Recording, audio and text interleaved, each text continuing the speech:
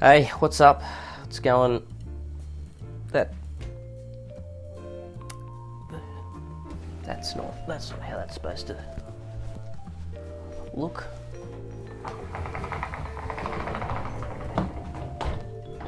Oh. Ooh. Guess you just saw behind the curtain how the cookie's made, if you will. It's embarrassing, really. I think I've built enough suspense for this video. Not that there really need to be any suspense built, because it's just another video, really, isn't it? It's not anything special. I'm going on to a little account today called Fesshole. I don't really like the name. I think it's blech. What is Fesshole? Well, it's basically where people anonymously confess whatever sins they have decided to display onto this earth. That's pretty much it. So, can you tell I haven't recorded a video for 2 weeks? I've got no idea what I'm doing. My wife's memory is awful. When we see somewhere nice on TV, I casually say, we've been there. She always says, have we? Makes it seem like we've done loads of things together. Oh, that's awful. Awfully good. Is it really hurting anyone? No. Well, maybe. Kind of. Because at the end of your life, you'll have no memory of these things because they didn't happen. At the end of her life, she'll have a weird dreamlike state memory of these things because they didn't happen, but she thinks they happened. Boss answered a call from his wife on speaker while we're in his office discussing marketing. Sorry. I may have read a bit ahead for this one. Towards the end of the call, she said, can't wait for you to watch Dave fuck me tonight, babe. It's the cuck boss. Hell yeah. Boss grabbed the phone and scrambled out of the room. Can't look at him the same anymore. The fact that the guy's name's fucking Dave.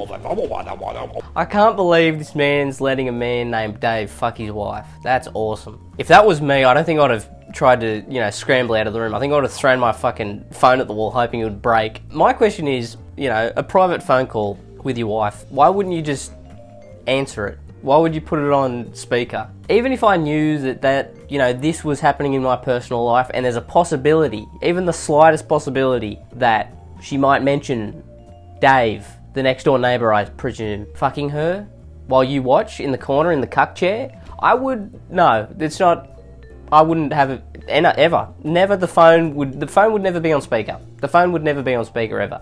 I'm sorry, I wouldn't take that chance. I wouldn't. Especially the boss of a company.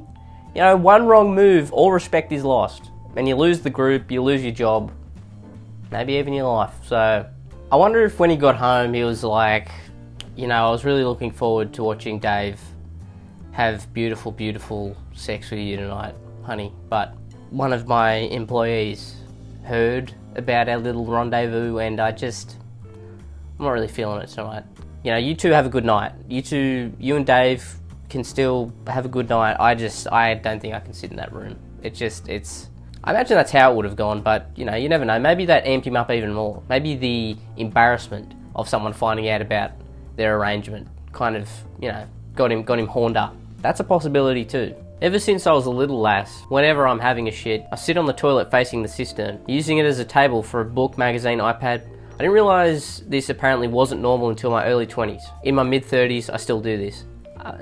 It's not the most insane thing I've ever heard, but wouldn't there be a lot of marks left on the toilet? Because the way a toilet usually is shaped, the front end is like this, and the back end's like this, like a 90-degree kind of thing. And I know toilets are different in each country. Ours are regular toilets. In America, you have toilets that are filled up to basically the top, like a bunch of insane people. I assume it would work if you're on an American toilet because of the pure amount of water just in that thing. On our toilets, I don't think that'd work. You'd have to clean it every time. It'd just be a hassle. But, it's not the most insane thing I've ever heard. So, you do that if you'd like, I suppose. I'm 43 and recently had a chance to start a wild affair. Wild affair? Okay. Wild affair with a 26-year-old who is clearly out of my league. I didn't. Not out of any moral objection or even loyalty to my wife. At least you're honest, At least you're honest. Hey, props to you, I suppose. The real reason my wife's cooking is phenomenal and I'd never jeopardise access to her food. Wow. That's beautiful. Kind of the heartwarming thing I come onto these places and hope to read, wish to read. I dream about these things, these stories where I go, wow, that is love right there. And I don't get those very often. But this one, I think it's true love. and I commend you for sticking around. Maybe not out of loyalty or out of moral conviction, but the fact that you know you won't get that food anywhere else, that's enough for me. Someone anonymously messaged ex-wife I had 3-year affair with a Polish girl at work and that I'd sleep with strangers on a married dating site. Not true, but I admitted to it to get out of the marriage. Cost me a fortune, but thanks to whoever got me out of that living hell. Wow, that must have been an awful marriage if you're willing to admit to multiple affairs and also lose half of your money. I mean, I cannot fathom how bad that marriage must have been. You said living hell? It must have been. For you to cop that shot? Okay. I sometimes pretend I need to borrow my mum's car just so I can put petrol in it for her. Oh, that's surprisingly a really nice one. Oh, sorry, I'm shocked. Usually these are disgusting and make me want to delete this whole app, but that one, that's really beautiful. So, I hosted a Ukrainian family at the start of the conflict. Though I'd done it as it was the right thing to do, I kept hoping after the war the Ukrainian government would give me a medal. Hey, what'd you get that medal for? I hosted a couple of Ukrainians in my house for a little while. Yeah, I know, pretty brave. I said along with the thousands of people who fought against the Russian invaders, I too were a hero because of my actions of hosting a few Ukrainians in my house for a little while. So, am I a hero? Yes, I am. I pretend the reason I don't go to Subway is because I think it's shit. However, really, I just find it very intimidating. Way too many choices and I just don't understand how it works. Don't want to look a fool. I get that. I get that. I've been to Subway, I reckon I could count on my hands how many times I've been to Subway. It's never the best, really. Subway is kind of lackluster, but that too, like, if you don't go to Subway enough, it's very hard to just think out in your mind what you want until you look at the board and they're like, oh, you want this? You want the fucking funny bread, or do you want the normal bread, or do you want the Italian bread, or do you want the Scandinavian bread? I'm like, I don't know. What's the difference? Just give me bread. I just want the bread.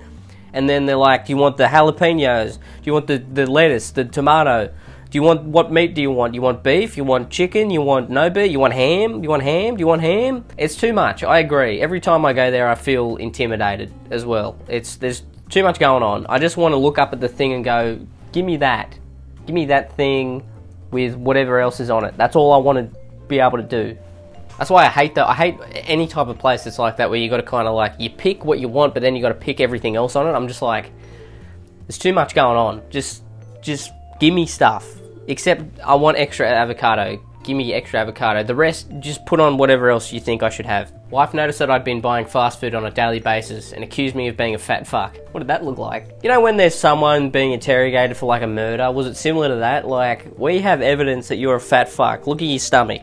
That is the stomach of a fat fuck. Was that how it went? Or was she... Because that's a crazy thing to say. Accused me of being a fat fuck. She didn't say you were a fat fuck. She just said, I think you are a fat fuck. And you were like, no, Your Honor, I swear, it's not me. I'm not a fat fuck. I was buying it for homeless people because I wasn't a smug twat that posted my good deeds on socials. She didn't believe me. But now I'm a smug twat submitting it to Fesshole. I mean, it's anonymous, so...